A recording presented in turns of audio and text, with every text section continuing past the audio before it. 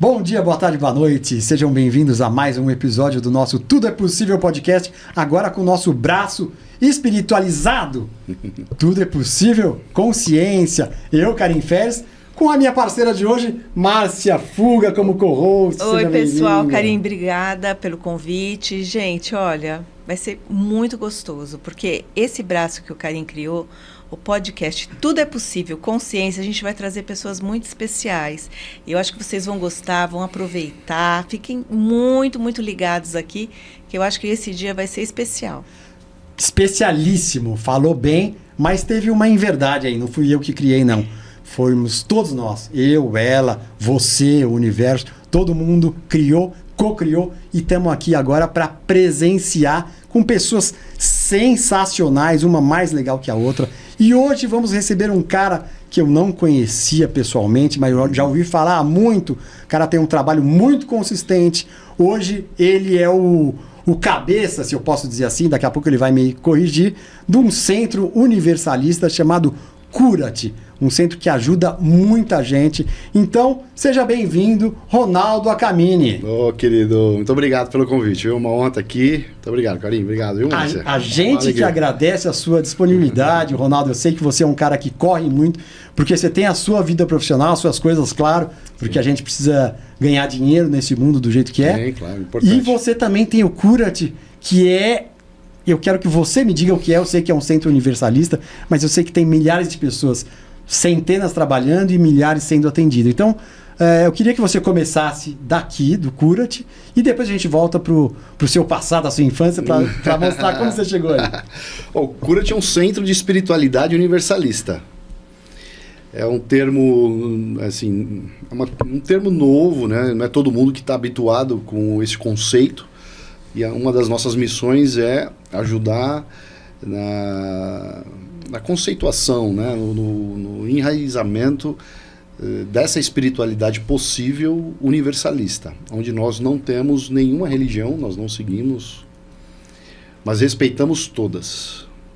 Todas as religiões para nós são importantes, todas são belas, todas merecem o nosso máximo respeito, mas nós entendemos que é possível você desenvolver a sua espiritualidade sem a obrigatoriedade de estar filiado a uma religião, alguma doutrina, algum dogma. E foi um processo que eu passei e que hoje eu percebo que muitas pessoas como eu tinham conflitos com os dogmas religiosos, né? Então não se gostava, mas não se encaixou ali, não se encaixou aqui, ficou lá, mas dependendo do perfil psicológico, emocional da pessoa, a maneira como ela vê o mundo, como ela se compreende, é um caminho muito libertador e muito bonito de você se aproximar do seu Cristo interior, né, de Deus, da luz divina, de múltiplas formas, que não seja pelo vínculo religioso, né? Eu sempre fui religioso. Até o momento que eu era tão religioso que eu estudei muitas religiões, embora eu nasci num lar católico. E lá pelos 20 anos eu fui para o espiritismo e fiquei lá durante 15 anos no espiritismo. Mas nessa minha jornada no espiritismo, onde eu me desenvolvi, estudei muito, dava cursos, né, palestras espíritas, trabalhos lá com a turma lá do centro, eu, paralelo a isso, estudei muitas outras filosofias, religiões, e fui me aprofundando. Chegou um momento que eu percebi que eu não estava muito enquadrado, né, dentro de um conceito único, e numa viagem que eu fiz para o Oriente. Para onde no Oriente? Eu estava em Israel, fui para o Egito, fui para Israel, e lá eu tive uma percepção que me fez eu tomar uma decisão lá. Eu estava aqui no Brasil, enquanto eu estava aqui no Brasil, tudo junto, né, no mesmo momento. Eu era trabalhador de um centro espírita, que eu amo até hoje, mas eu estudava teologia numa universidade evangélica, que é a metodista, né? Eu era da Rosa Cruz, estudava Cabalá judaica, também estudava teosofia, E também trabalhava no centro de Umbanda. Caramba! Então você imagina, né? E o pessoal não te Assalado. cobrava? Desculpa. Então, aí eu trabalhar efetivamente, eu trabalhava no centro espírita e no centro de Umbanda. Mas estudava, né? E os outros locais eu apenas estudava e participava, né, das iniciações. Mas eventualmente, assim. Mas aí acabava tendo conflito, né? Tendo conflito Dos dogmas. de ideias, né? Assim, não eu com eles, mas eles comigo, porque eu questionava, tal, né? Muitas coisas. E porque eu sempre busquei a integração, né? O meu objetivo em realizar todos esses estudos era justamente para encontrar um ponto de comunhão, não de separação. Então essa era a minha busca. Quando eu fui para o Egito, que eu conheci um país muçulmano, que eu na época tinha os meus preconceitos, e eu vi uma beleza muito grande lá no povo egípcio, muçulmano, conceitos muito fortes de família, né? Um povo muito bom de se lidar e pacífico ali, né? Um país que não tem violência, não é igual a gente aqui, né? Um país que não tem violência, pessoal muito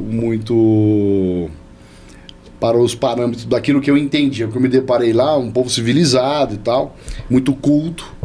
Eu falei, putz, não era nada daquilo que eu imaginava, né? Com os noticiários daqui, etc. Fui conhecendo, enfim, me encantei pelo povo árabe, pelos muçulmanos, mas eu observei que existia por parte deles, sim, uma aversão, em alguns casos um ódio muito grande em relação ao povo judeu, ao americano, ao ocidente de modo geral. Eu falei, e as raízes disso estavam tudo na religião. Eu falei, putz, aí fiquei refletindo sobre aquilo. Quando eu fui para Israel, nossa, maravilhoso. A cultura judaica, o povo judeu, que povo de valor, né? Que história linda, superação. Foi na mesma viagem? Na mesma viagem. Você saiu primeiro do Egito, aí saiu de lá e foi para Israel? Fui para Israel. Quanto tempo ficou no Egito? Fiquei 8 dias, 10 dias. 10 dias no Egito, 10 dias em Israel. E aí fui pro Mar Morto, fui estudar todos os locais que Jesus passou, etc e tal.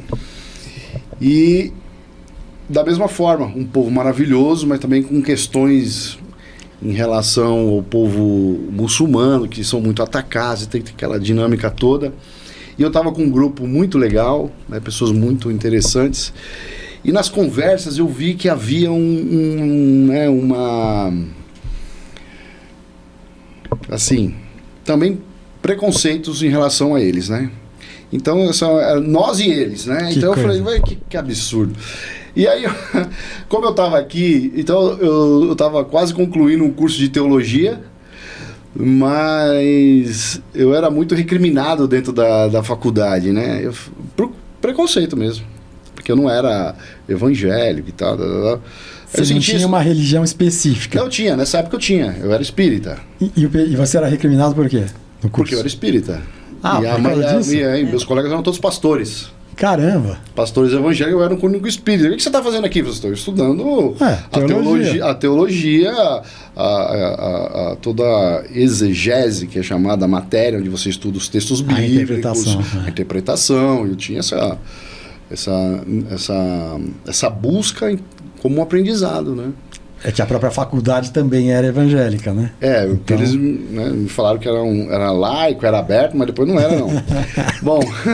E a luz que você teve lá no Egito, o que foi? Que você... Não, aí lá em Israel eu fiz uma pergunta para um professor meu, muito legal, um homem muito culto, muito inteligente, ele me deu uma resposta também preconceituosa, invalidando uma mandala linda de 5.000 anos de história. Eu vi que ele não conhecia muito sobre o assunto, mas já estava condenando a coisa, invalidando. Eu falei, só que você vê uma coisa? Eu estava de frente ao mar Mediterrâneo, nossa, em Tel Aviv. Eu falei, olha, sabe de uma coisa? Todas as religiões são maravilhosas, mas os religiosos acho que estão com um problema. Seja aqui, seja lá, né? No Oriente, no Egito, em Israel, no Brasil. Sabe de uma coisa? Como eu vejo valor em todas as religiões e eu acho que o princípio daqueles que organizaram as religiões do ponto de vista do sagrado, eles têm como objetivo de aproximar o ser humano a Deus, né? Partindo desse princípio que cada organização religiosa foi criada dentro de valores e princípios culturais de determinadas religiões. De forma sectária, então, né? eu imagino que essa força superior que a gente chama de Deus, ela com certeza não está de acordo com essa guerra de fé que acontece aqui embaixo. Que essa é nossa, homens, né? Isso é uma coisa dos homens. Infelizmente. E deve ter alguns valores que são comum para todas, mas essa separação, essa segregação, eu não estou afim de compactuar com esse movimento, né? E eu tomei uma decisão: quando eu chegar no Brasil, eu vou sair de todos os movimentos que eu estou envolvido, ligado a religiões, processos filosóficos. Eu vou por mim mesmo, eu vou fazer o meu próprio estudo. Cheguei do Brasil, saí de tudo. Quantos anos você tinha nisso? Desculpa te cortar, a gente já volta. Tinha 32, 31 anos. Faz uns 10, 15 anos isso? Não, faz mais. Mais. Tô mais tá velho. bem, pô. Faz uns 15 anos tá atrás. conservadão. Esse segredo deixa assim, faz né? uns 15 anos atrás. Uns 15 anos. Aí você falou, aí eu voltar pro Brasil. saí das religiões, cheguei aqui, saí das religiões e eu comecei a fazer o meu próprio estudo como autodidata. Eu sempre fui. E fiz um estudo real mesmo, de religião por religião, das principais. Mas buscando essa integração. Buscando a integração. O que é comum para todas? Porque se eu perguntar assim para um católico, para um evangélico, para um bandista, para um judeu, para um muçulmano, para um budista, taoísta, como é que foi o princípio do universo? Cada um vai falar uma coisa. Cada um vai contar uma história, cada um vai colocar uma mitologia inserida, enfim. Isso aí, por exemplo, não vai ter acordo. Então, em vez de pegar os pontos onde tinha desacordos, pegou os pontos onde eram comuns. Eu quero que são comuns para todos. Eu comecei a fazer um estudo.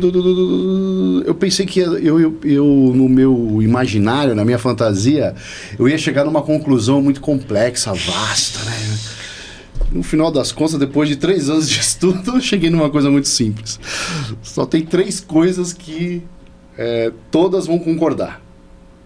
Que é o amor, é fazer o bem e o ser humano buscar ser uma pessoa melhor. Ponto. Maravilhoso. Isso é geral de todas, então. Então essa é isso. Então essa é a minha religião a partir de agora. Que legal. Porque fé para um é uma coisa, fé para outra, isso pode, isso não pode, aquilo não é que Deus, cada um entende Deus de um jeito. Quem é filho de Deus? Então, nem Deus é comum para todos. A maneira como cada um entende Deus é completamente diferente, né? E isso você... E as maneiras de chegar a Deus são diferentes. Mas quando você fala assim, e o amor? Não, o amor. E a bondade, né? A bondade, generosidade, a benevolência, a gentileza, compaixão. Compaixão. Isso aí tá tudo certo. Legal. E o ser humano se aprimorar com pessoa? Não, isso aí tá legal. Então tá ótimo. Por que eu vou ficar me matando, amigo? Então a síntese da síntese da síntese. Perfeito. Então a partir de agora, essa é a minha religião. E aí eu cheguei num estudo logo em seguida de Paramahansa Yogananda, que é um guru indiano que fez um trabalho aqui no Ocidente, né, lá nos Estados Unidos, divulgou muito uma sabedoria milenar muito bonita, e ele foi um dos precursores de realizar lá nos Estados Unidos os primeiros encontros ecumênicos, onde ele colocava na mesma mesa líderes religiosos para propor essa integração. Eu falei, cara, que coisa linda. E todos topavam. Topavam, porque ele era um cara muito, muito iluminado já, realmente, né? E dava certo. E ele tem um livro que chama A Ciência da Religião, onde ele vai trazer um conceito de Deus livre de qualquer dogma, muito abrangente. E, paralelo a isso, tem um mentor espiritual que chama Ramatiz, que ele trabalha muito no espiritismo e tal. E ele já falava dessa espiritualidade universalista. Eu falei assim, então é isso. E aí eu recebi uma missão de divulgar esta possibilidade do ser humano se desenvolver espiritualmente de uma forma universalista. sem a obrigatoriedade de seguir um dogma, uma religião, professar uma fé, né? Nessa busca de desenvolvimento. E eu entendi que para que você conheça Deus, se aproxime de Deus, você precisa se conhecer. E você precisa mergulhar em si, porque Deus está dentro da gente. O Cristo está dentro da gente. Então, quanto mais você se conhecer, você vai conhecer toda a sua luz e também toda a sua sombra. E você vai precisar equalizar tudo isso para que você se ilumine. E aí sim, você vai, cada dia que você realizar esse trabalho de autoconhecimento, de aprimoramento pessoal, né, e se curando de todas as mazelas que todo ser humano traz, a gente vai se aproximando do divino. Então, é isso que a gente está fazendo aqui por enquanto. Mas conta um pouquinho pra gente o seu início, porque aí você recebeu a missão. O início do Cura-te ou o meu? Não, o seu, espiritual, porque você teve, né, esse despertar, você entendeu o seu papel. Não, eu desde criança, Márcia, eu era muito curioso e questionava muito. Minha mãe que me deu aula de catecismo. Então eu já dava muito trabalho para minha mãe. Eu acho que eu ficava perguntando, eu não concordava com as coisas que a igreja... Você era muito perguntador, então. Eu perguntava demais, questionava. Mas por que isso e aquilo? Ah, não concordo. Ah, não. Mas ela te deu aula de catecismo, mas ela era alguma coisa a mais? Não, ela era catecista, era católica, ela era catecista, ela que deu uma aula lá, né? E eu já não concordava, né? Mas era muito questionador. Então... Quando eu tinha meus 16 anos, eu já estava nessa... Eu lembro, assim, 15, 16 anos, eu já estava nessa busca A minha busca era encontrar a verdade. Qual é a verdade? Cada um fala uma coisa, qual é a verdade? Eu quero saber a verdade. A verdade. Porque você fala uma coisa, fala uma, mas e a verdade? A minha busca era essa. Muito legal. E aí, eu já... Nessa fase o Estadão tinha aquela... Você lançava uns livros de filosofia. Eu comecei a adquirir livros de filosofia. E aí eu também comecei a estudar algumas coisas sobre espiritualidade. Ainda, sabe esses Zíbia Gasparetto, aquilo que era uma coisa que... Paulo Coelho, aquilo que estava ali naquela época, na década de 90, né, surgindo ali, eu comecei ali, mas com 20 anos eu entrei no espiritismo. Você teve essa formação. Mas você teve uma experiência espiritual da missão Cura-te? Tive. Não, depois eu entrei no espiritismo, aí eu fui estudando, e tudo isso que eu estudei, e dado momento eu me deparei na necessidade de não só estudar a filosofia e os princípios das religiões, mas estudar o comportamento humano. Porque eu tinha algumas questões que eu entendi que fala assim, olha, só pela via da religião aqui eu não vou encontrar essa verdade, não vou entender algumas coisas, eu preciso entender como é que o ser humano funciona. Que legal, hein? Como é que a cabeça da gente funciona, né? Você fez terapia nessa época? Fiz de tudo. Fiz muita terapia, fiz muitos cursos, muitas vivências. Eu sempre fui um buscador. Dentro e fora, dentro de você eu era o meu próprio laboratório e ia buscar. Nossa, nunca deixei de estudar desde então, eu sempre estudei muito sobre isso. Mas, em dado momento, depois eu saí de tudo, né? Depois estudei muita coisa, saí das religiões, fiquei um tempo recluso mesmo, estudando, desenvolvendo meu próprio estudo. E, num dado momento, eu recebi dois mentores se apresentaram e me convidaram disseram que eu estava sendo preparado já há muito tempo, porque nessa caminhada eu conheci muitos videntes, né? E embora eu sempre fui muito cético, sempre estudei, sempre fui muito curioso, mas sempre questionei muito, né? Sempre fui muito racional. Nunca acreditei assim de pronto em qualquer coisa, eu precisava... Será? Precisei de provas concretas para acreditar nas coisas. Mas essas pessoas, esses médiuns videntes que eu fui encontrando no meio do caminho, vários me falavam, Ronaldo, se prepara, tem uma missão para você aí, não sei o quê, você está sendo preparado. Eu falava, Missão, esse povo tá louco. 20 e poucos anos, missão 20 e poucos anos. espiritual. Eu lembro a primeira vez que uma pessoa falou isso pra mim, eu tinha 24 anos. O que é que um jovem de 24 anos quer, né, querido? Eu tava em outros interesses, né? A última coisa que eu sabia, eles têm uma missão aí. Missão espiritual, tá doido. Enfim, e aí esses seres me mostraram um projeto que existia numa outra dimensão que eu estava sendo chamado para materializar aqui no planeta. E eles me mostraram o tamanho do projeto, né? Quando eles me mostraram aquilo ali, eu falei, meu Deus do céu. Você foi até eles te levaram até? Eles me levaram até. E tinha um planejamento mesmo? Não, toda uma estrutura. Tá. Isso já existia lá de uma forma muito bem estruturada. Nossa, você tem que duplicar isso na Terra. Eu falei assim, eu? Nossa. Eu, claro, né? Primeiro eles perguntaram se eu... no primeiro contato com eles, eles me convidaram. Falaram assim, tem um projeto que já existe no plano espiritual e você está sendo convidado a materializar no planeta Terra. E a gente gostaria de saber de você se você aceita. Eu falei, sim, eu aceito, acho que eu já realmente venho sendo preparado e estou pronto. Quer dizer, eles respeitaram seu livre-arbítrio. Se você negasse ali... Não, eles falaram, se não for você, tem outras pessoas. Tá.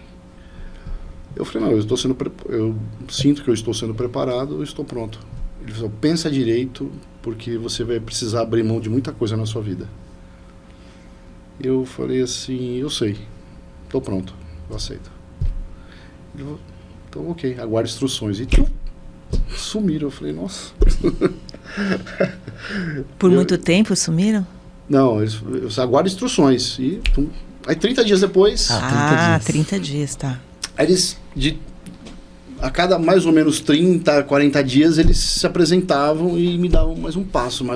E assim foi durante um período. Então o segundo passo foi quando eles me levaram e me mostraram. Aí era um projeto muito grande. Eu falei assim, eu aceito, tô aqui, mas eu não tenho capacidade, competência para... gerir algo tão grande. E eles falaram para mim, não se preocupe, você será capacitado. Você só precisa estar aberto. Que você será capacitado e você vai precisar também buscar a sua capacitação. E esse chamado foi emitido e esse chamado não é, essa missão não é só sua, é de muitos. Esse chamado foi emitido e você confia que eles vão chegar. Eles vão estar próximo de você. E eu confiei muito nisso. Porque eu fui sincero, né? Porque era um projeto muito grande. É um projeto muito grande. Naquele meu momento, eu não tinha... O Ronaldo de hoje não é o mesmo Ronaldo de... Sim, você não tinha a dimensão. Quando eu vi o tamanho da coisa, eu falei assim, realmente eu vou precisar me dedicar agora não só ao estudo e à capacitação espiritual, mas também de gestão. Uhum. Sim. Administrar e gerir tudo isso, né? Pessoas. Gerir tudo isso. O que o Curat, por exemplo, hoje é um projeto que nós conseguimos dar o início. O Curat está no início. Mas é uma casa grande. Nós somos hoje em mais de 400 membros.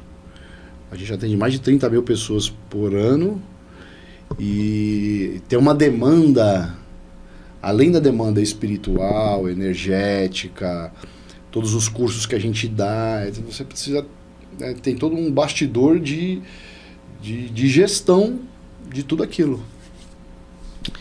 Então eu de fato tive que buscar capacitação e superar meus próprios limites, né? E também fui recebendo também, com a ajuda deles,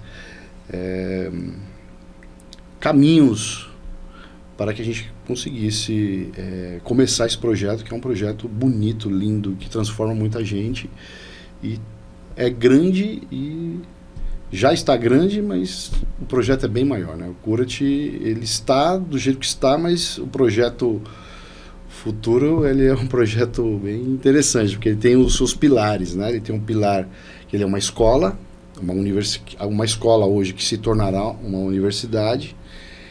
Ele é um hospital espiritual que a gente atende muitas pessoas, né? É um pronto-socorro espiritual Cura-te, onde aquilo se tornará um hospital mesmo físico da nova era, com novas tecnologias que estão chegando aí. Ele é um centro cultural de muita arte, né? De muita cultura, com um centro de desenvolvimento humano, com ações sociais. Então, ele tem seus pilares, né? Então, é um projeto bem amplo. E a gente foi tendo a ousadia de dar um passo, né? Mas na primeira reunião oficial do Cura-te, onde eu convidei algumas pessoas para explicar desse projeto, e eu tinha recebido também, nós estruturamos um curso, então eu convidei algumas pessoas para apresentar o projeto e apresentar um curso que, a partir deste curso, depois que as pessoas estivessem formadas, nós iríamos abrir essa casa. Eu contava com umas 10 pessoas, mais ou menos assim, né? 10, 12, contando com minha irmã, meu filho, contando com os mais próximos, eram umas 12 pessoas, 15, né? No máximo, assim. Mas estiveram presentes 70. 70? Aí quando eu vi aquele, eu falei, putz. E aí eu apresentei o projeto meio timidamente, porque aquilo para mim era uma loucura, né? Eu falava assim, hoje quando eu olho para trás eu falei, nossa, cara, que loucura que foi, que aventura aquilo. Porque eu tava falando de algo que eu só tinha visto na minha mente. E você estava passando para os outros, então? Eu passava para as pessoas com uma certeza, com uma confiança, que parecia que que aquilo já existia, que eu já via, que eu já tinha experimentado, mas era tudo que estava só no plano das ideias. Porque você tinha visto. Eu vi no espiritual, mas e as pessoas, e no final, né, eu estava ali apresentando o projeto muito tímido, inseguro, porque o que será que as pessoas estão achando dessa loucura aqui? Quem vai embarcar comigo? Quem vai embarcar nessa birutice? Aí no final da palestra eu perguntei, tá legal, muito obrigado, legal. Uma curiosidade, quem tem interesse de começar esse curso com a gente? Os 70 levantaram a mão. Olha, 70, que legal. Eu falei, nossa, então acho que realmente... Aí foi uma comprovação. Porque como eu era realmente muito racional, muito cético, eu precisava destas comprovações, essa validação, para ver se nós estávamos no caminho certo, dando o passo certo. E eles foram validando. E foi me dando confiança que realmente aquilo não era, né, um devaneio, era realmente esse projeto de fato ele existia e existe de fato. E aí a gente foi, aí nós começamos. Não, então, eu quero saber, efetivamente, você falou que você é curioso. Eu também sou um cara muito curioso. Eu quero saber como que foi. 70 pessoas, você falou, bom, agora vamos procurar um espaço? E o nome? Não, eu quero saber essas duas coisas. Então, no começo não tinha nome. Nós só não temos nome ainda. O nome possível naquele momento era o Caminho dos Essênios. Aí nós locamos uma salinha comercial ali na Abílio Soares, próximo da Ana Rosa ali, Paraíso, né? Paraíso. Então, na Abílio Soares, uma sala comercial, que era uma sala, um espaço lá que locava para cursos para empresas. Aí nós locamos lá uma sala lá que comportavam, né, os 70. E aí que nós eu comecei a dar o curso ali, cada um dava uma contribuição ali para pagar a locação. E nós começamos o curso e o curso foi desenvolvendo, cara. Eu que dei o curso, porque que hoje chama CFT esse curso. Ele não mudou uma vírgula, esse curso. Ou assim, não mudou uma vírgula, ele mudou uma coisinha de nada. Uma coisinha de nada ali, mas o esqueleto dele é o mesmo. O conteúdo. O conteúdo é o mesmo, desde o princípio. Tá. Que é o quê? Que é... Teologias? É um curso que vai falar, chama-se CFT, porque é Curso de Formação e Transformação. ele tem o objetivo de formar trabalhadores para o Curat e transformar pessoas a partir daquilo. Que legal.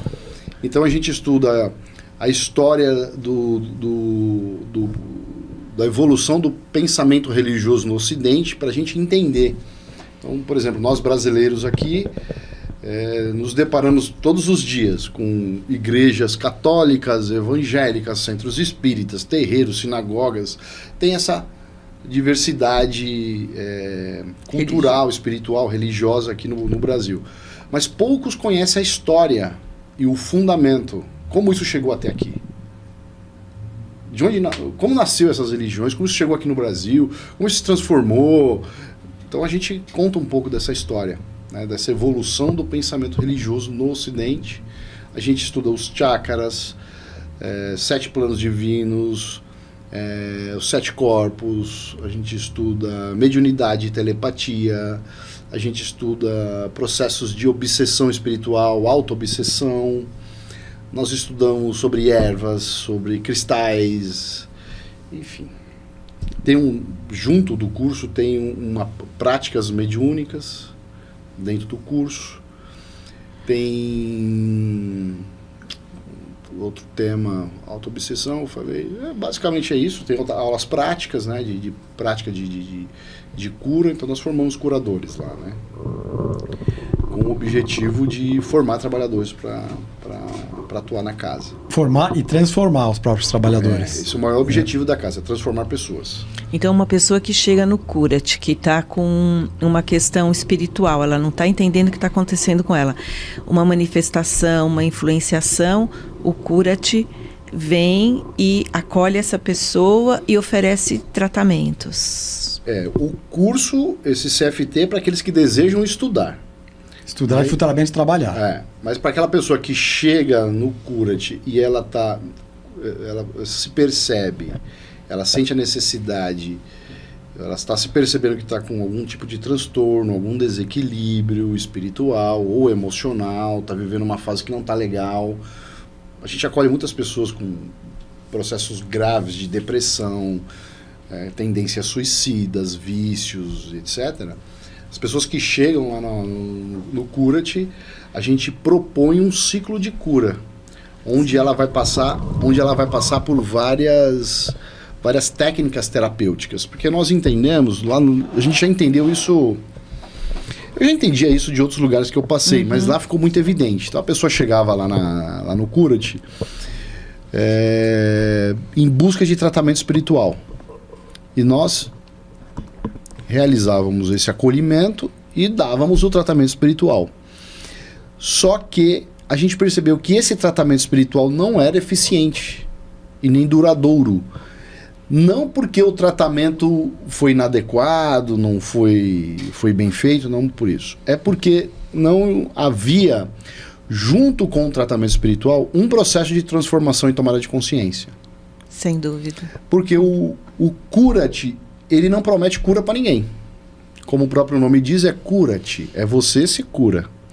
Então nós criamos possibilidades para que a pessoa encontre a sua própria cura. Se alguém do Curat prometer cura para alguém, é que essa pessoa ela não entendeu e ela precisa passar por uma reciclagem.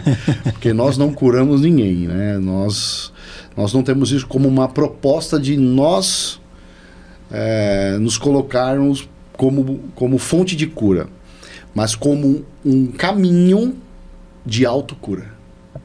A perspectiva é completamente diferente. Onde ela vai precisar realmente se conhecer, ela vai precisar se trabalhar, talvez lidar com trauma, ela vai precisar trabalhar, às vezes, com uma questão familiar mal resolvida, ela vai precisar adquirir novos conhecimentos, ela vai precisar passar por um processo terapêutico, ela vai precisar passar por médicos. Então, a gente tem um olhar realmente holístico. A gente não olha só para o espiritual. Ela precisa olhar para as suas emoções, ela precisa olhar para o seu universo interior, ela vai precisar olhar para a sua vida. Reformular seus atos, pensamentos, modo de viver. Pensamentos, sentimentos, hábitos. Você devolve a responsabilidade. A responsabilidade é dela. A gente fala que a gente faz no máximo 10% a nossa contribuição. Boa. E o maior bem que a gente talvez se coloca realmente como missão para ajudar as pessoas é o despertar da consciência, para que ela tenha consciência de si mesma.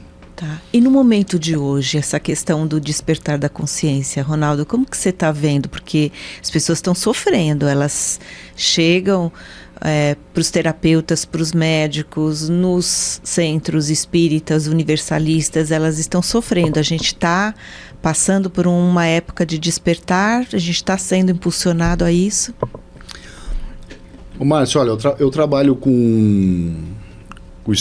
trabalho voluntariamente com cura, com espiritualidade, né, nesse meio espiritual, religioso, há 26 anos. E minha experiência, minha percepção é que nunca esteve tão desafiador. Eu nunca vi tantas pessoas em desequilíbrio, em sofrimento, realmente perturbadas. Sim. Então, minha visão é que nós estamos passando uma grave crise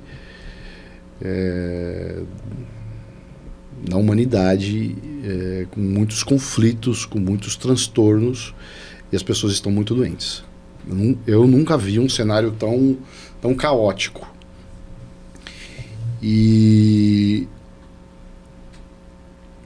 a gente estuda lá, um dos nossos estudos é a gente compreender quais são as causas disso. Isso tem uma causa. Qual é a causa? Porque todas esses fenômenos, a depressão, transtornos, esses distúrbios, ansiedade, pânico, desequilíbrios espirituais diversos, essas coisas são tudo consequências de uma causa. Não adianta eu tratar só a consequência se eu não olhar para a raiz disso tudo, né? E nós estamos vivendo um momento que a gente chama de transição planetária. É um termo que muitos utilizam, né? Um novo tempo, o mundo se transformou, o mundo mudou, os cristãos vão falar do apocalipse, porque de fato o mundo mudou. Eu lembro quando eu era garoto, minha mãe, meus avós falavam que do ano 2000 o mundo não passará. Ia acabar. Ia acabar, eu morria de medo. Maremoto, terremoto, ia vir fogo do céu. O mundo ia acabar, eu falei, como o mundo vai acabar, gente? Eu fazia uma conta, eu falei, vou estar com 23 anos de idade, o mundo vai acabar de radiação, começando a viver. Mas eles tinham razão, porque o mundo acabou. Não o mundo físico, é um mundo mental, é uma realidade acabou. Tanto é que nos últimos 100 anos, se vocês quiserem estender um pouquinho mais, nos últimos 200 anos, 100 anos, o mundo se transformou como nunca. Meu pai tem 84 anos, eu converso com meu pai e pergunto para ele como é que era o mundo quando ele tinha 15, 20 anos de idade. Ele me fala de um mundo mas não existe mesmo aquela realidade. Minha avó com 97, 98, ela me fala coisas da juventude dela que eu falo, meu Deus do céu, como que mundo era aquele? Os meus filhos estão anos-luz de distância daquela realidade, né? Então, de fato, o mundo mudou. E nessa mudança, na minha percepção, é um convite para que essas mudanças não sejam apenas mudanças tecnológicas, mudanças econômicas, de estruturas sociais, mas tem que ser uma mudança interna profunda. O ser humano está sendo convidado a se ajustar a essa nova proposta desse novo tempo que está aí. Então, há 24 anos a gente já tem que fazer essa mudança, a gente já está fazendo a transição, né? A partir de 2000... Nós já estamos... Não é preciso, para nós, né? Não foi precisamente no ano 2000, mas é um processo de transição, né? É que os esotéricos calculam que cada era ela tem 2.160 anos. Conta redonda entre o fim de uma e o início da outra, 2.000 anos. Tá? Só para a gente ficar ficar mais fácil de a gente calcular cada era, cada período de consciência 2000 anos. Então, da chegada de Jesus até 2000, fecha uma era, chamada Era de Peixes. E aí encerra a Era de Peixes e começa a era chamada Era de Aquário. Esse é um entendimento muito antigo. E os antigos sustentavam isso. Então, 2000, o mundo vai acabar. Mas não é do dia para o outro. Tem um processo da chegada desse novo tempo. Então, esse processo dessa chegada desse novo tempo, ele já está sendo trabalhado no planeta já há muito tempo atrás. Alguns, né, vamos falar, minimamente 200 anos, o planeta já vem se preparando para essa grande virada. Tanto é que nos últimos 100, 200 anos, muitas transformações. Mas transformações tecnológicas, não? Energia elétrica, o telefone, a internet, tudo são transformações. Mas interiormente, será que o ser humano está acompanhando todas essas transformações? E o seu desenvolvimento cerebral? Quando a gente observa, pela observação, não. Então isso está causando uma convulsão em nível de consciência geral da humanidade. Por isso que as pessoas estão tão perturbadas. Então, tem um autor, Harari, que tem aquele livro Sapiens, que conta uma breve história da humanidade. Eu adoro aquele autor, a maneira como ele expõe, e os livros dele, você consegue acompanhar a evolução da espécie Sapiens, né? Então, mas ali ela não é a última linhagem, né? Porque a gente tem a ideia que seja, mas não é. Não, né? não é. Mas ele coloca ali algumas coisas que são interessantes a gente observar, que nós nunca vivemos um momento pacífico como nós estamos vivendo hoje, comparado aos tempos antigos, onde muita fome, muita miséria, muita violência. Claro que hoje tem tudo isso, continua existindo, mas comparado à Idade Média, por exemplo, bem menor, né? Então, nós temos uma possibilidade material e termos também de organização de ter uma vida mais plena, mais feliz, mas nós não estamos felizes. A humanidade, de modo geral, nós somos a geração mais triste de todos os tempos. Tem algo que tudo isso nos convida a entender.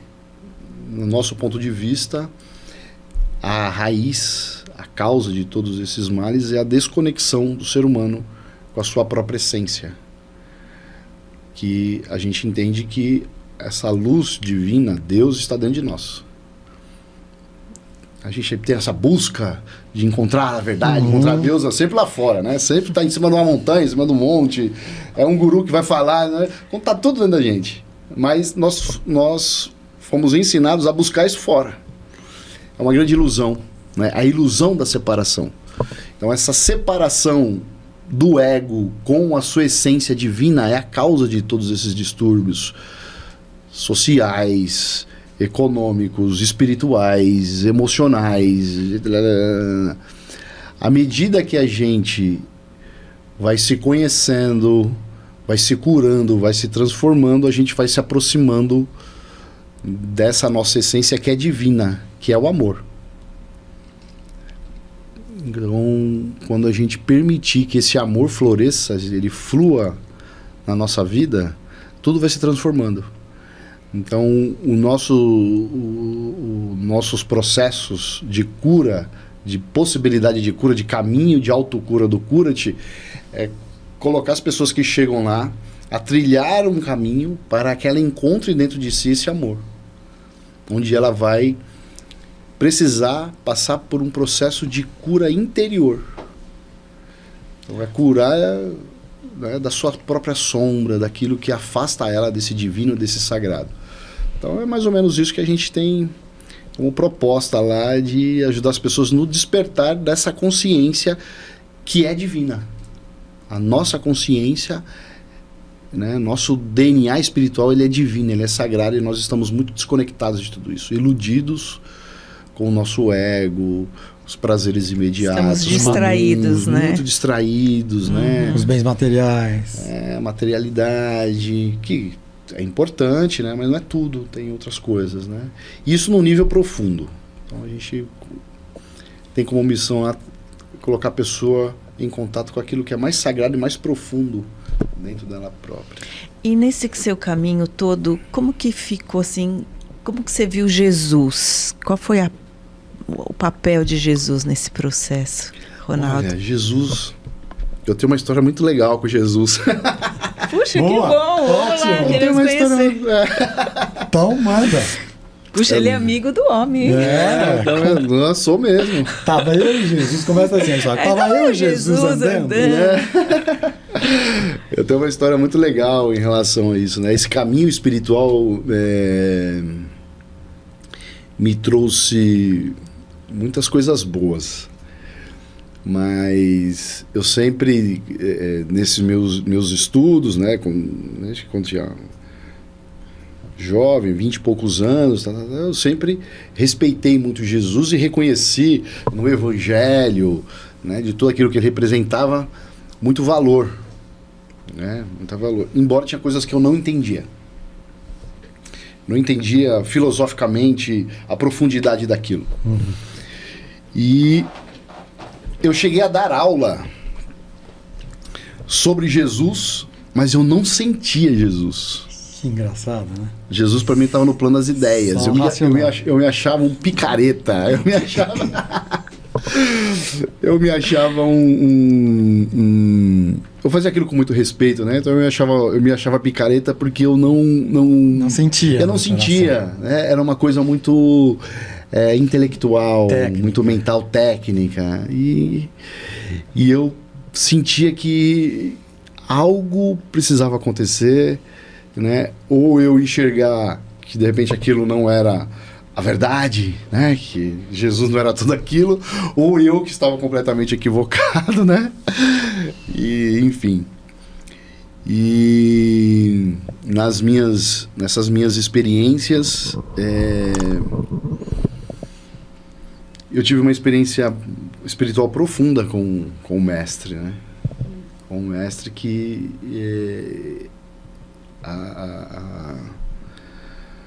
o amor dele me tocou, assim, eu senti a profundidade do amor, da sabedoria, da grandeza, da generosidade, da compaixão, da misericórdia, desta consciência que esse mestre suportou aqui na Terra. Porque quando a gente fala de Jesus Cristo, as pessoas pensam no entendimento, né, comum é que Jesus é o nome e Cristo é o sobrenome. E não é. É Jesus o Cristo. Jesus, Jesus é o nome que foi, né, em latim, mas o nome em aramaico é Yeshua. Yeshua Ben Pandira é o nome original. Yeshua foi o ser que acessou e que manifestou a consciência crística na Terra. Então esse ser, esse espírito que encarnou, que é Yeshua, Jesus, ele acessa, ele como ser, né, uma alma muito evoluída, especial que era, ele acessa essa consciência crística e ele manifesta essa consciência crística no planeta e ele se torna um Cristo planetário, como aconteceu também com Buda. Buda, como Cristo, é uma categoria, como se fosse uma patente espiritual, onde todos nós, em potencial, nós também somos Cristos, porque essa consciência crística está em nós, né? Então, compreender essa grandeza dessa consciência crística que é universal, né, e que ela não é... Nenhuma religião é dona dessa consciência crística, isso é da humanidade, é do divino, é do cosmos, né? Isso é do universo todo, está disponível para todos nós. E Jesus foi o responsável de sustentar e ancorar isso no planeta, É de uma grandeza muito grande. E aí, como eu era muito racional, eu falei assim, eu preciso estudar e entender coisas que eu não compreendo ainda sobre essa consciência crítica e sobre Jesus. E eu fui ver que o evangelho que nós temos na Bíblia, são os evangelhos canônicos, eles são maravilhosos, belos, profundos, né? E nós ainda não compreendemos o evangelho, a profundidade do evangelho. Esse que está na Bíblia, canônico. Só que esses evangelhos que estão na Bíblia são somente alguns de muitos outros evangelhos que estavam disponíveis no cristianismo primitivo. Depois que Jesus faz a sua passagem, né? Vamos falar assim, para a gente não entrar num tema mais polêmico, ele continua a sua missão crística em outro plano, os seus discípulos continuam e começam a formar os evangelhos. São textos com todo o ensinamento de Jesus. Nós temos a oportunidade agora que esses textos originais foram encontrados no Oriente, lá que na década de 40, década de 50, década de 60, são os evangelhos apócrifos. E esses evangelhos são os evangelhos puros, cristalinos da mensagem de Jesus, que está lá guardado há 1.800 anos, há 2.000 anos, esperando a humanidade estar no nível de consciência possível para compreender tudo isso. E a gente percebe que esse evangelho bíblico que está lá hoje, com toda a sua beleza, com toda a sua profundeza, com toda a sua grandeza, que nós ainda não compreendemos, ele ainda é pouco de tudo que ainda temos para compreender de Jesus. Com essas descobertas arqueológicas que estão disponíveis para nós aí. E Jesus é muito grande, né? Essa consciência crística, ela é muito grande. 2.000 anos que o cara veio aqui e a gente ainda não conseguiu compreender a mensagem que ele falou, simplesmente a mensagem do amor. A gente ainda está batendo cabeça aí para encontrar a verdade. Que o cara já trouxe a verdade, é única, é o amor, querido. Só o amor. Mas se a gente compreender o amor, meu irmão, tá bom, né? Já tá bom. Tá bom demais, querido. Vai ter fome, vai ter guerra. Se o ser humano se amar o próximo, não vai ter guerra, não vai ter fome, não vai ter miséria, não vai ter criança na rua. Passando aqui para vir aqui para esse podcast ali, deparei com uma família aí, né? Meu Deus do céu. Numa civilização que tem amor no coração, isso vai ser possível? Imagina, né, querido? Jesus veio falar disso há 2.000 anos e a gente ainda está viajando no nosso ego com coisas egocêntricas, egoístas, pequenas, né? E a gente ainda está um pouco distante de compreender essa consciência luminosa, mas plenamente possível. Então, eu, Ronaldo, tenho uma missão. Dentro da grande missão do Cura-te, é trazer essa consciência crística, traduzir ou apresentar esses evangelhos apócrifos, traduzir todas, porque os evangelhos têm as suas chaves de interpretação. São códigos ali que são códigos muito místicos. Então eu tenho esse chamado aí para... Não tenho feito isso porque eu não estou com muito tempo, irmão. Porque eu tenho trabalho, eu tenho cura de... Mas para 2025 sai essa missão, vai acontecer. Você começou essa frase, eu não quis te interromper porque eu sabia que vinha coisa muito bonita, mas você começou essa frase falando plenamente possível.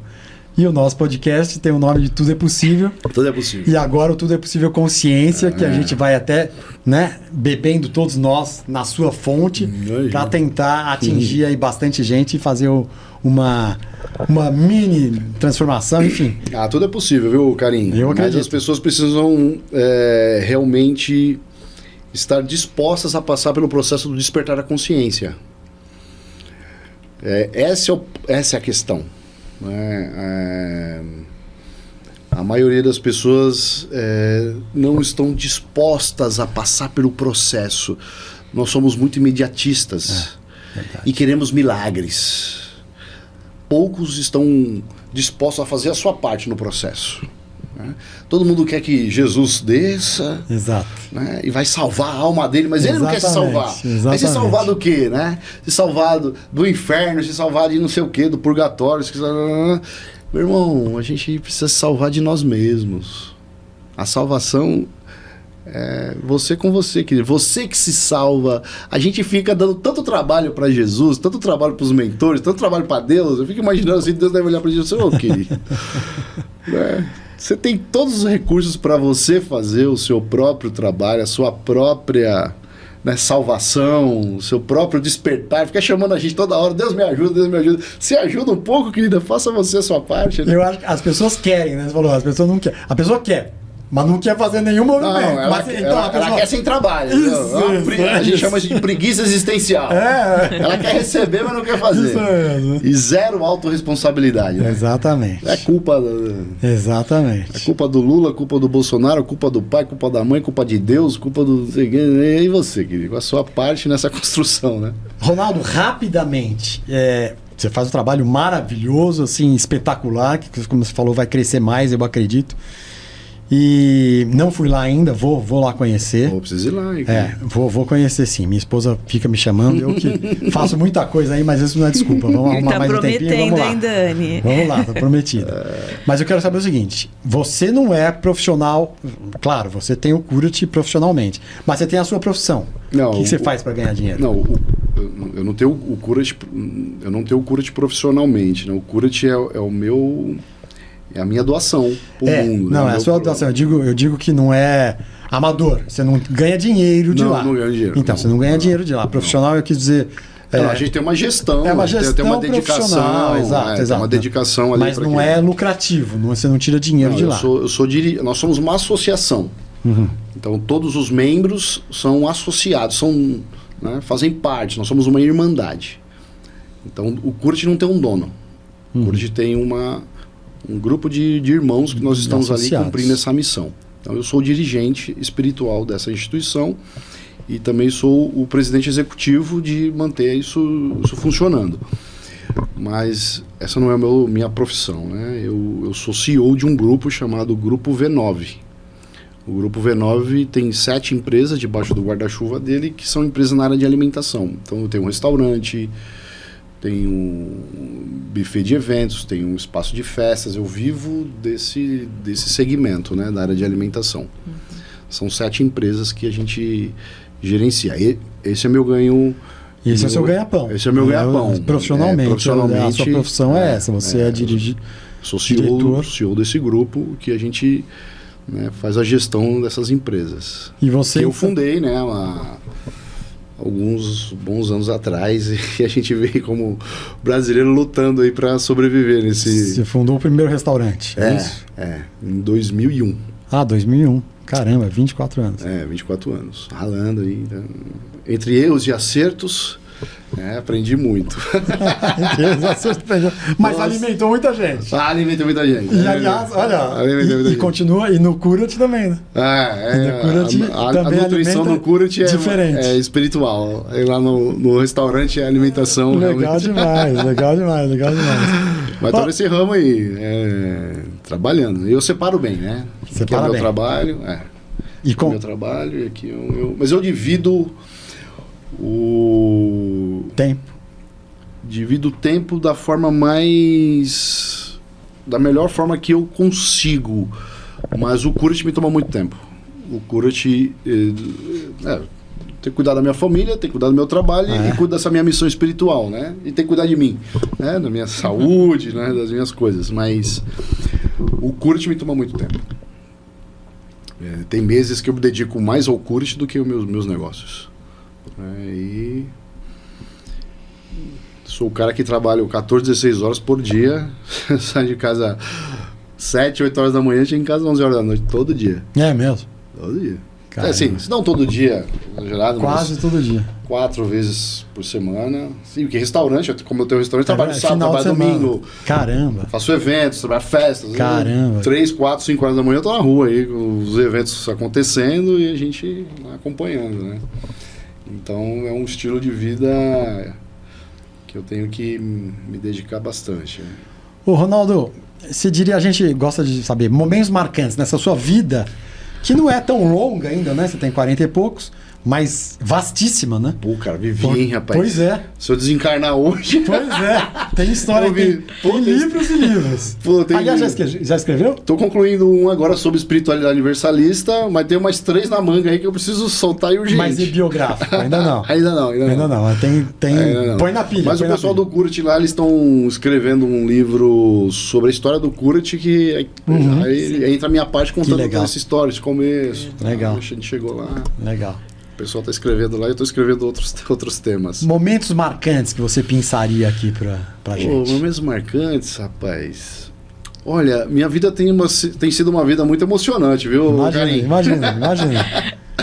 Muito emocionante, mas momentos mais marcantes para mim sempre são o nascimento dos meus filhos, né, irmão? Nascimento dos meus filhos e... claro, meus filhos, tenho 4 filhos que eu amo demais, mas... o Kurat é um filho, né? Eu ia perguntar isso. No momento deve ter sido assim, imagino, aquilo que você fale. No momento da inauguração, esse momento que você fala, o Kurat é um filho. É um filho. Não foi no momento da inauguração, assim, você lembra? O sentimento? Lembro, foi esse? Lembro, é esse momento? A gente tá trazendo pro mundo, né? Sim. Algo muito... Mas os meus filhos, né? Claro. O momento mais marcante da minha vida para mim é o nascimento dos meus filhos, né? Cada um que eu falo, nossa, que coisa, que dádiva, né? Que coisa maravilhosa. Verdade. Márcia, você quer perguntar alguma coisa? Então, eu queria que você falasse um pouquinho, então, para todos nós, como acessar o Kurat, como é que é a porta da entrada. Não, o Kurat está nas redes sociais, né? Está no Instagram, no Facebook, Kurat Universalista. Tem o nosso site. Kurat Universalista. Mas quem quiser visitar a gente, o melhor dia é dia de terça-feira. Terça-feira é um trabalho aberto para a comunidade, mas nós temos um probleminha, né? Que é muito cheio, né? Mas vale a pena, é aquele coral, vale muito a pena, hein? Tem que chegar um pouco cedo porque nós temos uma limitação. O Kurat, na verdade, a gente está nesse momento fazendo uma transição, buscando um novo espaço, porque não cabe, não comporta mais a casa pro espaço que ela está. Ela está no espaço de 1.000 metros e não cabe. Mas essa não é a sua primeira, porque a primeira foi a salinha na Abílio Soares. Não, teve a Abílio Soares, depois teve a primeira sede, nós estamos na segunda sede, estamos indo para a terceira, porque não comporta. Que legal. E fica a gente para fora na terça-feira? Vai um monte de gente embora, precisa chegar cedo. O pessoal tá chegando na fila lá 2, 3 horas da tarde. Então amanhã eu vou às 9 horas da manhã. Tá meio cheio, mas a gente atende toda terça-feira.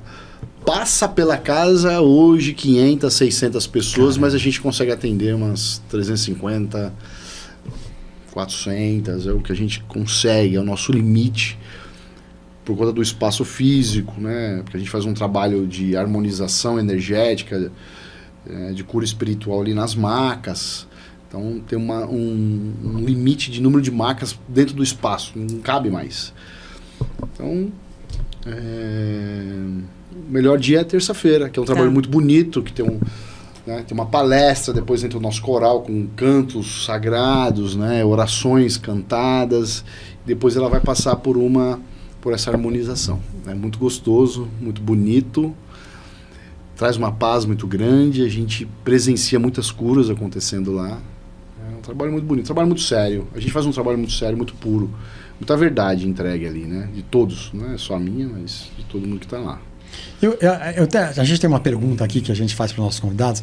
Se tinha alguma coisa impossível que você pensava ser impossível, ou hoje, pensando, olhando para você, falando, caramba, jamais pensaria que eu teria feito isso, teria conquistado isso. Imagino que... Pô, o Kurat é uma, né? Seja isso. O Kurat tem muitos aprendizados, muitas aventuras, quando eu falo que a minha vida com muitas aventuras...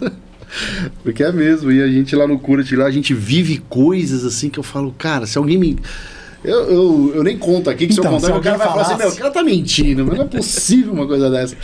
Mas o caminho espiritual, né, acho que é a minha missão mesmo, é viver essa espiritualidade aqui, ensinar sobre espiritualidade, né, um chamado muito grande que eu tenho nessa existência, tem sido isso. Mas esse caminho espiritual, para mim, tem sido de uma beleza, de uma riqueza muito grande, onde eu aprendo e vivo coisas extraordinárias. Então, viver tudo isso, que essa busca dessa minha própria reconexão com o divino, com o sagrado dentro de mim, cara, cada vez que eu me percebo que eu estou um pouquinho mais próximo de mim mesmo, que é luz, e não é que eu sou santo não, tá, irmão? Não é que a gente já se iluminou, não é longe disso. Mas estamos na busca desse reencontro, né? Trabalhando diariamente, me dedicando para que isso, né, em algum momento da minha existência, algumas encarnações à frente, isso aconteça. Mas... aqui a gente está um pouco mais iluminado, mas porque os equipamentos são bons. Os equipamentos daqui, né? Colabora. Ser humano tem muito ainda que evoluir. Mas cada vez que eu expando a minha consciência, que eu me conheço, que eu me curo, que eu me liberto de coisas, eu vivo coisas extraordinárias, cara. Eu vivo umas coisas assim que eu falo, que bênção tá vivendo isso. Sábado mesmo, né? Hoje é segunda-feira, aqui estamos fazendo esse podcast aqui, sábado... Teve uma cerimônia na loucura que nós vivemos coisas tão belas, tão lindas, tão ricas, que eu falo, rapaz, que coisa bonita, que legal. A gente dá esperança na vida, sabe? Dá esperança no mundo. As pessoas estão muito sem esperança, né? Perderam esperança na vida, desacreditaram do ser humano. Então, cara, uma coisa impossível que se alguém... Tudo que a gente vive, não é só eu não, tá? O que a gente vive lá no Curat... Se me contasse uns anos atrás, eu falava, nossa, será, cara? Será? Olha, você vai estar no espaço de 1.000 metros quadrados. Tudo é possível, mas a gente precisa estar muito disposto a buscar aquilo que a gente acredita, viu, Carinha? É o que eu acredito. A maioria das pessoas não estão botando fé no seu próprio sonho, não buscam se desafiar, aprender coisas novas, superar os seus próprios limites, e isso vai deixando a pessoa sem perspectiva de realização do seu próprio sonho, né? Tem um livro antigo, né, que chama Você é do tamanho do seu sonho. Sim. Pô, se você é capaz de sonhar, você é capaz de realizar. Né? Então, eu não sonhei com o Curat, mas me mostraram esse sonho, eu acreditei nesse sonho, e o Curat só existe porque eu acreditei na visão. Eu acreditei no chamado, assim, não, se isso existe lá, pode existir aqui, né? Se esse projeto não depende somente de mim, outros irmãos receberão esse chamado, eu não vou estar só nessa, e eu creio nisso, e eu estou disposto a... Então, assim será. Então, é mais ação, mais é a fé, é a ação, né? É a ausência de dúvida, né? Liberar o maior número de medos possível, porque a gente às vezes o medo paralisa. Bota o medo do lado, bota a dúvida do lado, acredita em você, acredita em Deus, faz o que é certo e caminha, vai pra frente. Eu não sou um grande conhecedor da Bíblia, apesar de ter estudado em colégio católico e tal, não sou um grande conhecedor, mas tem alguns... Tudo isso que está falando está me lembrando um versículo que é vós sois deuses. Sois deuses. Porque é isso, né? Tá tudo dentro da gente. Dentro da gente. E aí muita gente fica esperando o Deus lá de fora, né? Perguntaram para Jesus, né? Jesus começou a fazer um monte de coisa, e aí um sacerdote lá chegou para Jesus e falou assim: mas quem você pensa que você é fazendo tudo isso, falando todas essas coisas? Aí Jesus virou pro cara e falou assim: você não leu a Torá? Você não leu os ensinamentos? Você não entendeu que vós sois deuses? Se você crê nisso, você vai fazer tudo que eu fiz, muito mais. Exatamente. A gente duvida, né? Exatamente. Pela essa nossa desconexão, a gente não se reconhece assim e duvidamos. Bom. E se alguém aparece fazendo, você fala: opa! Se alguém fez... Ou então, às vezes, começa até a criticar o que está fazendo. É isso. Alguém está fazendo, por que não está fazendo isso? Quem você se acha? Mas quantas oportunidades a gente perde? Pois é. Às vezes aquela pessoa se destaca na vida, no mercado, qualquer coisa, que ele teve uma ideia, acreditou, e foi. O outro até teve a ideia, mas não acreditou e não fez. Pois é. Né? Então, Isso mesmo. Márcia, tem perguntas aí? Eu tenho. Eu tô fascinado pelo Então Ronaldo. faça. Eu tô fascinado pelo Ronaldo. é isso. Não, e assim, Aproveite. eu falei, e a melhor coisa que aconteceu com você? Você diria que foi uma viagem ou foi esse momento de despertar quando você foi estudar a teologia na faculdade? Tem algum que você possa pensar aí? Cara, Ou você fala, melhor coisa que me aconteceu foi eu decidi que eu ia pra espiritualidade. saber quem era o Ronaldo. Ah, legal. Quem sou eu? Você descobriu? Não, tô descobrindo aí. Tá descobrindo, legal. Tô descobrindo. Mas essa decisão foi a melhor coisa que eu fiz na vida. Eu lembro desse dia, eu fiz uma oração, porque eu tinha um problema que eu vi que é um problema hoje geral. Ah, geral. Geral não, né? Mas Muita gente. 95, sendo muito generosos, padece desse mal. E naquela época eu padecia. Hoje, bem menos. Mas na época era um problema crônico que eu tinha, que eu falei, cara, eu acho que eu preciso de ajuda psiquiátrica. Eu pensava uma coisa, falava uma coisa, eu pensava uma coisa, sentia outra coisa e falava e agia completamente diferente, desencadeado daquilo. Então, Caramba. o cara pensa uma coisa, sente outra e faz outra. Eu vivia assim, eu falei, eu tô doido. Aí eu compartilhei isso com uma amiga minha, ela falou, nossa, Eu também. eu também sou assim, nunca fiz isso pra ninguém. Eu perguntei pra ela uma coisa, eu falei, puta, eu comecei a ver, a maioria Olha, que dos humanos loucura. encarnados tem esse problema, né? Que ela pensa uma coisa, daqui a pouco tá sentindo outra, quando você vê tá fazendo outra, falou, opa, existe uma incoerência entre o pensar, o sentir e o agir. Então, diante disso, eu percebi que eu não me conhecia, né, bem. E aí eu fiz uma oração muito profunda e pedi para a espiritualidade, pedi para que Deus me ajudasse nesse meu processo. E eu pensei que isso ia ser rápido e fácil. Já dura quantos anos? Isso já dura mais de 20 anos e eu tô ainda... Tá se encaixando, começando. tá eu tentando tô encaixar comendo uma grama coisa. até agora, mas eu tenho evoluído, eu tenho compreendido muita coisa e essa compreensão me faz evoluir um pouquinho. Então, eu falo lá no Kurat, o pessoal chega lá no Kurat, lá pensa... às vezes tem uma ilusão que a vida dele vai se resolver rapidamente se ele entrar no Kurat, começar a fazer os nossos cursos. Em 2 semanas. Em uma semana, em um ano. Eu falei, não, eu queria o processo do autoconhecimento e da transformação, de você se curar da sua própria sombra, ele demora.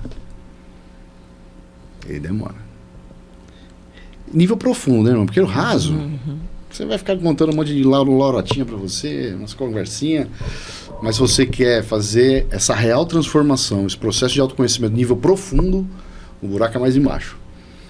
Já está disposto. Então, eu ter a coragem de tomar essa decisão foi a melhor coisa que eu fiz na minha vida. Que legal. Foi a melhor coisa. Legal Onde eu fui demais. descobrir todo o meu potencial, todas as minhas limitações, as minhas dificuldades e ter clareza, né, do que eu posso fazer, do que eu devo me dedicar, do que eu preciso me corrigir. Então, isso para mim foi uma sacada que eu falei, isso aí foi, graças a Deus. Demais. Acho que agora dá pra brincar com ele, né? Já? Não, eu quero perguntar mais coisas. Eu não paro. Não, eu quero saber livros que te marcaram Bacana. na sua vida e que você passaria pra frente a indicação. Por livros, cara, putz, eu sou um apaixonado por leitura, né? Eu leio muito. Eu também, Eu por leio isso que eu todos pergunto os isso. dias e leio sempre dois, 3 livros. Ao mesmo tempo. Ao Eu mesmo também, tempo, também. porque às vezes minha cabeça tá Num jeito, às vezes eu tô com a cabeça mais limpa, mais tranquila, aí eu posso ler algo mais profundo. Às vezes eu tô cabeça meio cheia, eu quero uma coisa só pra uma leitura mais. Então eu tenho esse. Mas olha, os livros daquele do Harari que tem o Sapiens, eu adoro. Homo Sapiens, do Yuval, né? Yuval Harari, né? E tem o Homo Deus, eu gosto muito. Agora tem um livro que mudou muito a minha... Um livro mais denso, assim, chama... Bíblia. Uma visão sistêmica da vida. Visão Do sistêmica da Capra. vida. Putz, é maravilhoso. Maravilhoso. Os livros de Yogananda, que são tantos, né, meu irmão? Mas dentro dessa perspectiva universalista, as ciências da religião do Paramahansa Yogananda, que é um livrinho pequenininho, Fininho. para quem quer ter uma visão diferente de Deus, da vida, assim, eu indicaria. Que você leu lá, há um tempão lá atrás. Foi um livro que me... Então, a ciência da religião. É isso? Isso. Indicação do nosso convidado de hoje, que é o Ronaldo. Mas de quem é a ciência da Paramahansa religião? Yogananda. Aí é difícil, aí é sacanagem, né? Repete, vai. Paramahansa Yogananda. Paragananza. Paramahansa Yogananda. Não dá. Yogananda. Yogananda, pronto, Yogananda. Bom, eu não vou. Eu pergunto para as pessoas atitudes, condutas que ajudaram pessoas, né?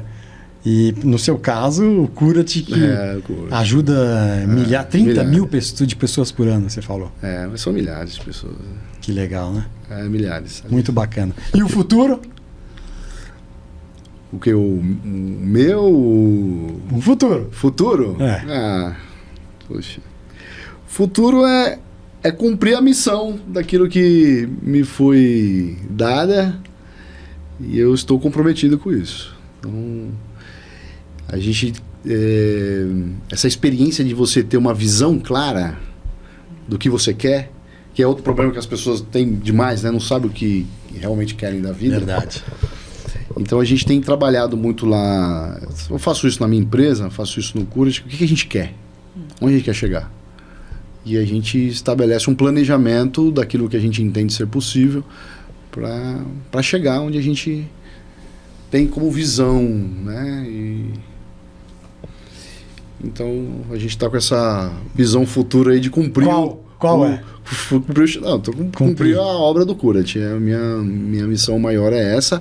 E uma virada que eu dei na minha mente é que a minha empresa, o propósito da minha empresa não é diferente do Cura-te.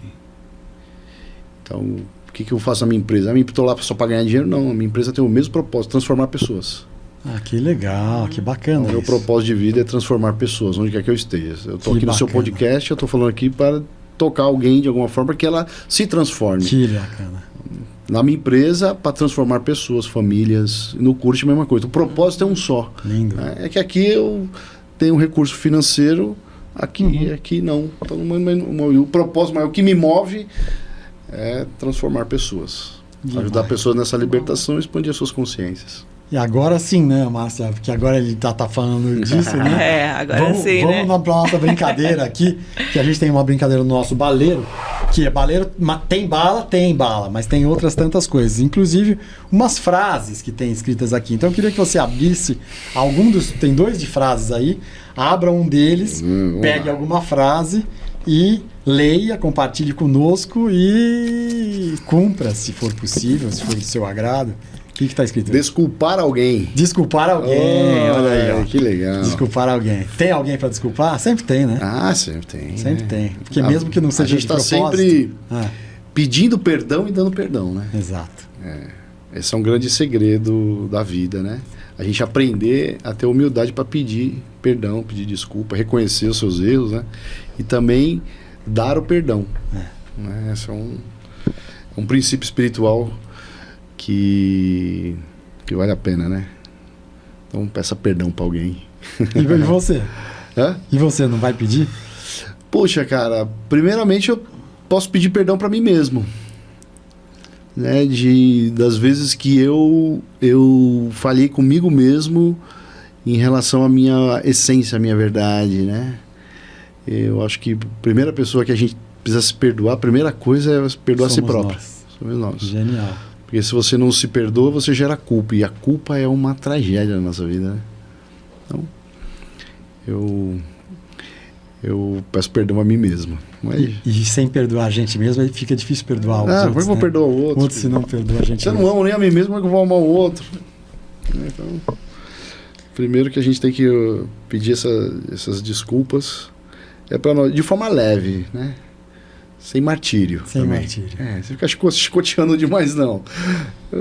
Pede perdão, recebe o perdão recebe e vida perdão. que segue. É. Pô, é demais, Ronaldo. Demais, muito bom. Agora aqui você vai pegar umas lembrancinhas do nosso podcast. Tem aí um bottom, tem aí bala, para os seus filhos. Não sei se seus filhos são pequenos ou são grandes. Tem grande, tem pequeno. Então leva bottom, adesivo. Tudo é possível. Tudo é possível, leva para eles.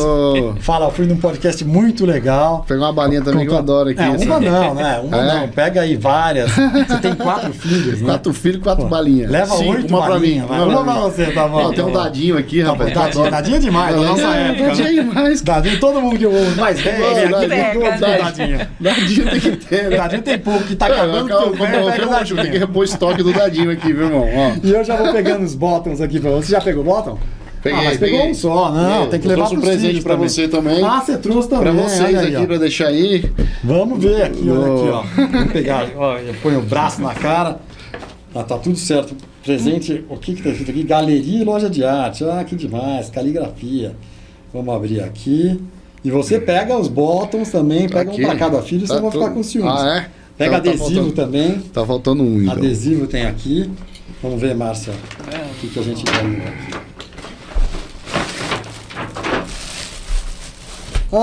Que legal! É um avental. É um avental de família Mancini pra cozinhar. Chefe, agora eu vou ter que cozinhar pra minha mulher. Né? Vai ter a missão. Aí já tem a missão. Eu sou cozinheiro, né? Eu sou cozinheiro. Cozinheiro. Você começou minha profissão, eu sou cozinheiro. Né? Que legal, hein? Eu sou empreendedor, mas eu sou, antes de tudo, eu sou um cozinheiro. Que legal demais. Então você que começou na cozinha do primeiro restaurante? Não, eu comecei na cozinha, mas logo no início eu vi a necessidade de você saber. Porque a gente precisa dominar o... Senão, como você vai saber a qualidade, etc. Precisa dominar o nosso ofício, né? Então eu me tornei um cozinheiro. Legal demais. Márcia, mais alguma pergunta? Olha, eu tô satisfeita, viu? E você quer falar, Ronaldo, alguma coisa que você nunca falou pra ninguém na sua vida? Que eu nunca falei pra ninguém na sua vida, você vai falar aqui de primeira mão no Tudo é Possível podcast? Nunca falei pra ninguém, rapaz. Se você se sentir confortável. Ou se você não tem coisa, né? Vai ver que não tem coisa que você nunca falou também. O que eu aprendi que tudo que eu tenho que... Tá passando pros outros. Eu assisti uma palestra uma vez de um médico e ele me falou... Na palestra dele, ele deixou ele relatando o dia a dia dele. Eu fiquei muito impactado com aquilo. Eu fiquei morrendo de medo disso acontecer comigo. Que ele trabalhava na UTI e ele percebeu que quando o cara estava no estado terminal, ele percebia que ele ia morrer, ele sempre chamava o médico ou os enfermeiros e pedia alguns favores. E a maioria dos favores era: eu tô sentindo que eu vou morrer. Fala pra fulana que eu amo. Fala pra minha esposa que eu... faz tempo que eu não falo pra minha esposa. Nunca falei pra minha mãe que eu amo. Faz tempo que eu não falo pro meu filho que eu amava ele. Peço perdão pro meu filho, peço perdão pra minha mãe, peço perdão pro meu irmão, peço... O cara fala, aí caiu uma ficha, né? Eu falei, pô, o cara teve tanta oportunidade e nunca falou. Que coisa, né? Então, eu, por hábito, eu tenho... não perco a oportunidade de falar. O quanto eu amo, de pedir perdão, a desculpa, realmente. Eu te perdoo, tá tudo certo, vamos. Eu tenho isso. Mas, a gente falou tanto do Curat, né? Falamos tanto do Curat aqui, registrar aqui o meu amor pelos irmãos lá do Curat. Né? O quanto que eu amo aquelas pessoas, são pessoas de muito valor, pessoas muito boas, né, que estão lá nessa missão. Então, muito obrigado. E a minha equipe de trabalho, as pessoas que trabalham comigo profissionalmente, porque eu consigo cumprir a minha missão no Curat, porque eu tenho uma equipe maravilhosa. Que legal. A gente tem uma equipe lá de gestores, gerentes, diretoria lá na empresa lá, que tocam o negócio junto comigo lá muito bem. Então, muita gratidão a essas pessoas, né? Bacana. Legal demais, bonito demais. Eu vou aproveitar o momento e falar para minha esposa que eu amo ela, pedir perdão para mim mesmo, para ela. Eu também te perdoo. Eu sou rancoroso, taurino, rancoroso. Eu falo assim, te perdoo, demora 10 anos. 10 anos pra Essa frase assim, eu te perdoo, sai rápido. Aí demora 10 anos depois que você fala. Para efetivar, exatamente. Então vou aproveitar esse momento. E, agradecer que demais que foi o papo, né, Márcia? Foi bom. Demais aqui no Tudo é Possível Consciência. A gente está inaugurando aqui esse espaço que foi maravilhoso. Estamos recebendo aqui o Ronaldo, que foi o cabeça do Cura-te. Um espaço maravilhoso que fica na Vila Clementina. Ali próximo do metrô Santa Cruz, na Borges Lagoa 508. Borges Lagoa 508, está em todas as redes sociais, como ele falou, como Cura-te mesmo. Cura-te Universalista. Cura-te Universalista. Antes da gente acabar, eu vou pedir para o Ronaldo dar aquele recado para essa câmera aqui, Ronaldo, para as pessoas que ainda têm dúvida sobre essas possibilidades da vida, né? Que fala, eu me sinto, o governo não me ajuda, a minha empresa vai quebrar, ou eu não consigo sair do sofá, eu não tenho força, eu estou desesperado. Então, por favor, a câmera é sua, fique à vontade. Olha, se eu pudesse dar um direcionamento, é que você é luz. Né? E tudo aquilo que... E toda essa luz está dentro de você. E se você tiver oportunidade, trabalhe em você tudo aquilo que tem te impedido de acessar essa luz. Porque você, enquanto luz, você pode tudo. Não tem nada que você não almeje que seja capaz de realizar. Então, o poder está com você, está tudo dentro de você e tudo é possível, como é o nome do podcast. Olha, que demais, pessoal. A gente está aqui começando um novo braço do Tudo é Possível Podcast, que é o Tudo é Possível Consciência, de uma forma maravilhosa. Estamos recebendo pessoas aqui fantásticas e hoje recebi o Ronaldo, cabeça do Cura-te, que é um centro universalista ali na Borges Lagoa 508. Se você gostou desse episódio, tem outros tantos formidáveis e ainda vai ter outros maravilhosos. Então, fique ligado aqui no Tudo é Possível Podcast e agora no Tudo é Possível Consciência. Eu gosto de acabar fazendo aqui um círculo aqui pra gente de energia. Me dá aberta, Marcelo, que fica mais bonito na aberta. Olha que bonito aqui. Então é isso aí. Obrigado, muito obrigado pela sua presença. Obrigado, demais pelo papo. Demais. Muito obrigado. Pessoal, bora ser feliz e abraço pra todo mundo. Valeu, até a próxima. Valeu. Tchau. Tchau.